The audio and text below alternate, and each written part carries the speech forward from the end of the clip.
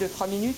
Et puis en fin de cuisson, je vais un peu déglacer à la bière de Noël pour redonner un petit peu ce goût de bière au poireau. Donc il est assez tombé mon poireau.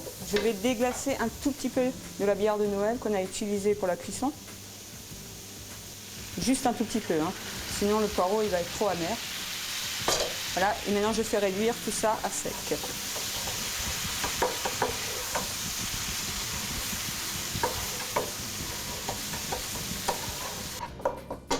Donc on va débarrasser le poireau.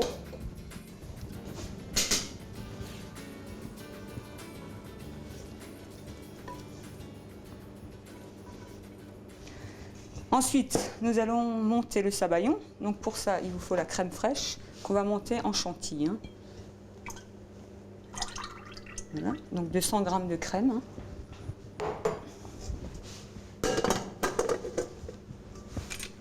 Voilà. J'éteins. Donc il faut bien que ce soit ferme, bon pas trop, hein, pas consistance. Donc je vais la réserver au frais.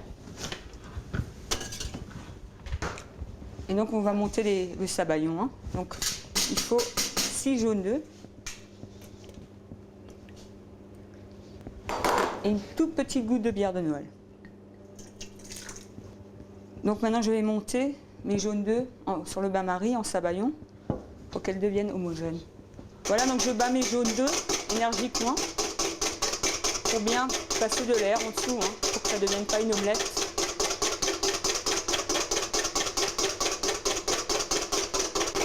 Donc il faut savoir que je monte les jaunes sur un bain-marie aussi, hein, juste avec la vapeur, comme une génoise. Mon sabayon est monté. On va le retirer du feu. Et tout encore en le fouettant pour qu'il refroidisse un peu. Pour savoir s'il est bon, le sabayon, il faut regarder que ça reste accroché au fouet. Voilà. Donc on va le réserver de côté quelques instants pour qu'il refroidisse, pour ne pas incorporer la crème, que le sabayon retombe.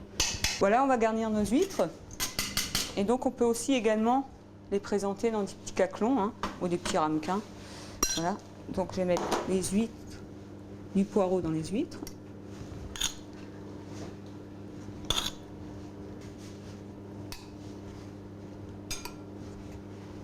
Il en manque une. Voilà, donc ils sont montés, on va réserver. Je vais finir le sabayon. Donc la crème fleurette, on va l'incorporer délicatement dans le sabayon, sans faire retomber la masse.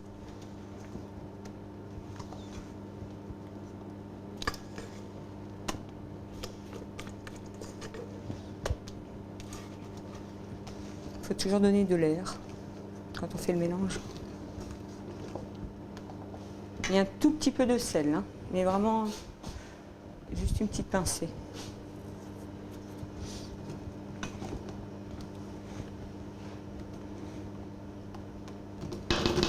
Donc on va reprendre les huîtres, on va les garnir, hein. On va mettre le sabayon.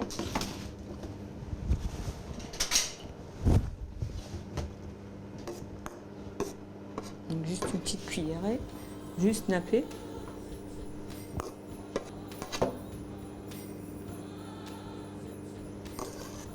On va les passer au four, position grill, thermostat 6, c'est-à-dire 180 degrés. Il faut savoir que le thermostat, c'est toujours x3 et vous obtenez la température. Voilà.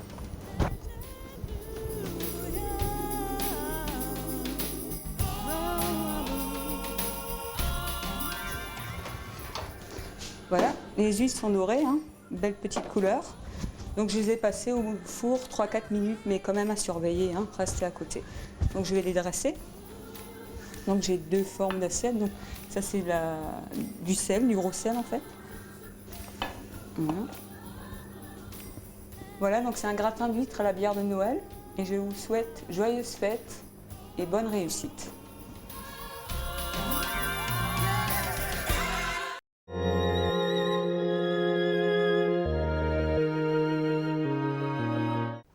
Dans le pays du nord de l'Alsace où nous vivons, Dans nos belles Vosges du Nord, il y a un clocher. Un clocher qui a failli rivaliser avec la cathédrale de Strasbourg, si. Un clocher où 4 cloches majestueuses trônent et sont maîtresses. Ne le dites à personne, mais je suis persuadé que ce sont les cloches de Reichshoffen. Il y avait aussi, hélas, il y a un certain temps, la Grande Guerre, la dernière, dit-on, espère-t-on, avec son lot de misère et d'exigences. Et l'une de ces exigences, c'était une commission militaire passait de village en ville pour aller voir les clochers et en descendre les cloches, les fondre pour en faire des canons. Alors bien sûr, le curé de ce gros village ne fut, mais alors pas du tout d'accord. Il fut bouleversé, son âme était déchirée. Comment faire? Alors, il les emmena, parce qu'il ne voulait surtout pas que les cloches puissent servir à causer du malheur. Il emmena la commission dans un grenier tout près de l'église. Là, tous les gens le savaient, là où les cloches rendaient le son le plus harmonieux, le plus serein, vraiment une qualité extraordinaire. Et ce soir-là, les cloches, sentant que leur vie était en danger, se mirent à chanter, à s'époumoner avec tant de vigueur, de chaleur, de force, de justeté, qu'elles en firent un malheur. Jamais elles n'ont joué aussi bien. Et la commission de militaires, ayant tout de même du goût, se décida à les classer, à les épargner et les laissa au sommet du clocher. Vous imaginez les cloches se retrouvant là, dans ce clocher, seules, car aux alentours, toutes les autres cloches partaient. Ces cloches en devinrent si fières qu'elles se mirent à se disputer. C'est grâce à moi que la commission a tranché pour nous. Non, c'est... Et en plus, quand Noël s'approcha, les 4 cloches se mirent en tête d'être la seule qui commencerait le chant de Noël, mais toute seule pour l'entonner. Alors, la première dit, « Je suis la plus grosse, la plus forte, c'est à moi que revient l'honneur de commencer le chant des cloches de Noël. »« Ah non, dit la deuxième, je suis la plus âgée, la plus vieille, la plus ancienne dans ce clocher. L'honneur me revient. »« Non, et non, dit la troisième. Je suis la plus fine, la plus harmonieuse. Donc, vous ne pouvez pas me disputer cet honneur. »« Ah non, ma sœur, répondit la quatrième. Je suis la plus jeune, j'en ai la vivacité, j'en ai la joie. Et en plus, jamais je n'ai eu ce plaisir-là. Alors, s'il vous plaît, laissez-moi commencer. » Et elles se disputèrent sans cesse, jurant, pestant, criant, hurlant.